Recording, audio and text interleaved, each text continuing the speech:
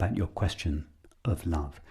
Could it be that the experience of love is the recognition that we share our being at the deepest level?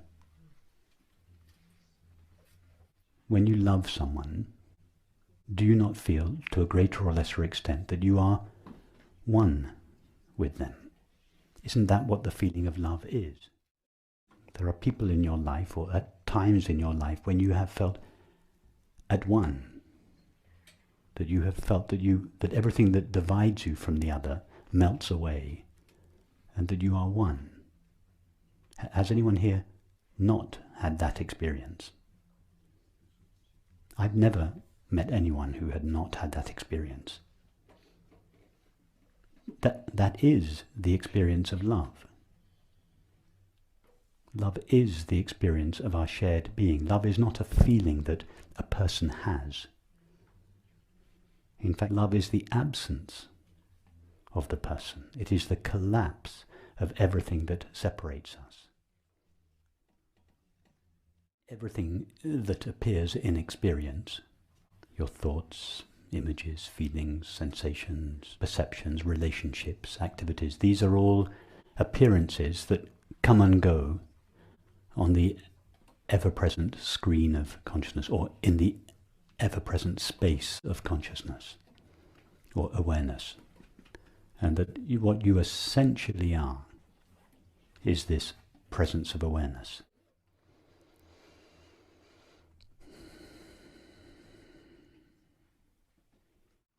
So love is the recognition that we share our being. What I mean by our being is the same as what I mean by awareness. The aware being is another name for awareness. So what you essentially are, what you refer to when you say, I am, before that I am is qualified by experience, that is, qualified by any thought, feeling, sensation, perception, relationship, etc. That essential I am is quality-less.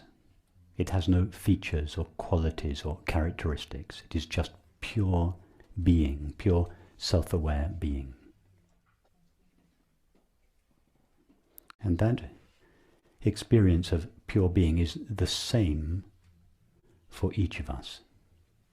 For instance, if everyone now were to take out a magical iPhone, the iPhone Mark 27, and take a snapshot of the entire range of their experience, that not just their visual perceptions, but their feelings, their thoughts, their sensations. If you could have a magical camera that captured the entire content of our experience, and everyone were to do this, and we were then to print each image, we would end up with 150 or so different images, because everybody's thoughts are different, everybody's feelings, even everybody's experience of my voice and the sight of this room is slightly different. Yes? But now if everyone were to turn the camera around and take a selfie, that is to take an image of themselves, not their thoughts and their feelings, those are superfluous, they are temporary, but to take an image of their essential self. And then we printed all those images. What would be on the images? What would the content of the images be? Unlimited consciousness. The images would be empty. There'd be blank. There'd be no objects there. In other words, each of our image of ourself, our true essential self, is the same. Now that's the same for all of us. It's the same for Ramana Maharshi and Hitler and everybody. If we take a picture of our thoughts and feelings, our activities and relationships, they are all different. But if we turn it round and take a picture of our essential self, our essential being, that to which each of us refers when we say simply, I am, before I am is qualified by experience, is the same. Now, be open to the possibility that our essential being is shared. That there are not 155 individual beings in this room. There may be 155 individual thoughts. There may be 155 perceptions. But be open to the possibility that the being that each of us is, the self-aware being that shines in each of our minds as the knowledge I am, is the same being, refracted in each of our minds as the knowledge I am, or the knowledge I, or knowledge of myself. But it is the same being.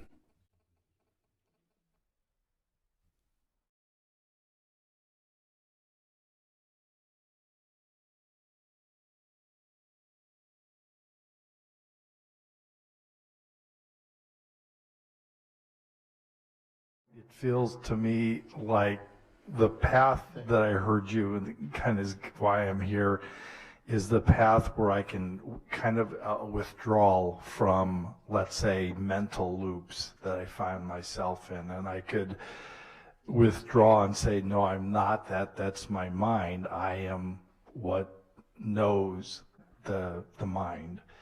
And that's been extremely useful for me. But the path then from here to the heart is the path of love, but the love is intertwined with pain. And so I feel both. And that's the tougher path. So the first path, the path of the head, is easy for me. But the dissolving of the being able to fully get to the path of the heart is intertwined with pain. So as I feel love, I also feel the pain. But it's not two different paths. They're the same. Ultimately, it's the same path. If I were to say to you,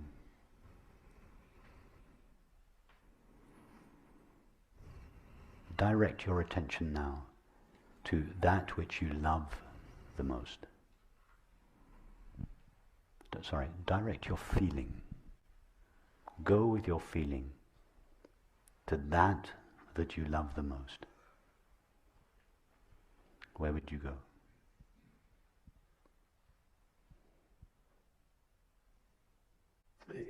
Inside myself. Yes, try to say more about it. I know it's not easy, but try to tell us more. If you can more, you try to find words that say more specifically to what it is you go to when you go to that which is most precious. Well, I went to a thought of my children. And no, a thought of your children is not the most precious thing in your life, because you abandon it after about 3 seconds. I hope that your thoughts are not the most precious things to you, because you discard them you trash them without thinking of it. Even now, the thought you were referring to of your children has vanished. It can't have been that precious. Go to that which is truly precious to you.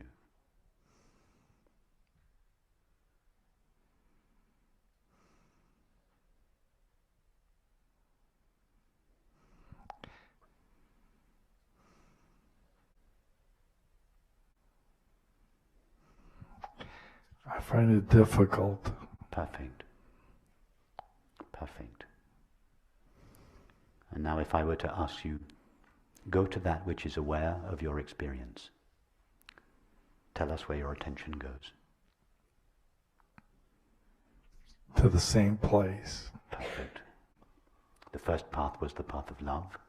The second path was a path of knowledge. But if you explore them carefully, you took the same path in each case, and in each case you went to the same placeless place.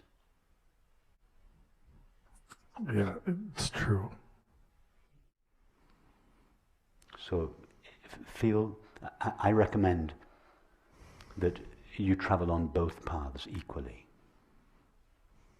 and that you switch back and forth between the two so that your heart is as much engaged in this exploration as your mind, until they merge.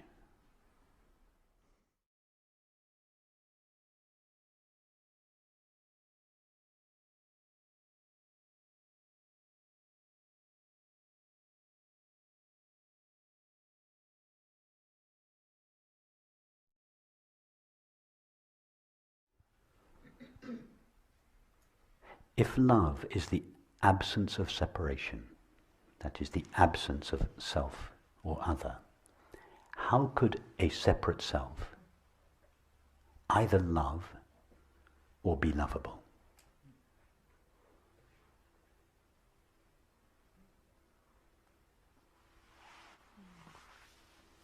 You are absolutely right that whether or not our personal story, we have a personal story that accompanies and reinforces the belief I am unlovable. Some of us do have such a story, others don't. But for all apparently separate selves, the feeling of being unlovable and unable to love accompanies the separate self. Because the existence of the separate self is the denial or refusal of love. So you're right, all separate selves, whether they have an accompanying, reinforcing story or not, are incapable of love, incapable either of giving love or of receiving love. And that is why so many people feel, I am unlovable.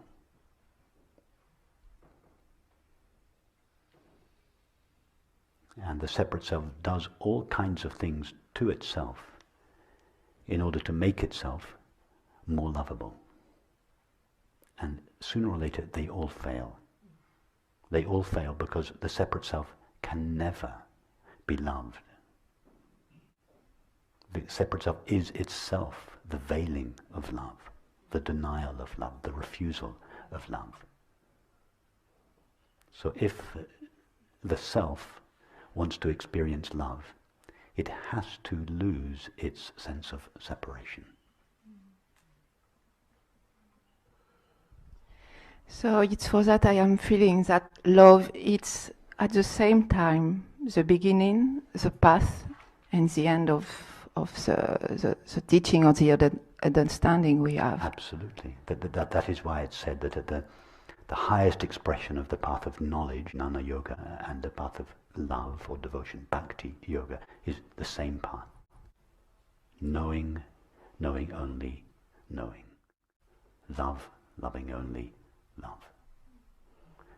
A knowing that admits of no subject and object, a knowing that is and knows itself alone, and a love that admits of no self and other, a love that loves only love. It's the same. Yeah. One is an expression that comes through the channel of the mind, the other an expression that comes through the channel of the heart. Yeah. But that's why at the culmination of the path of knowledge and the path of devotion, that they meet in the same. That's why Rumi said, I searched for myself and found only God. I searched for God and found only myself.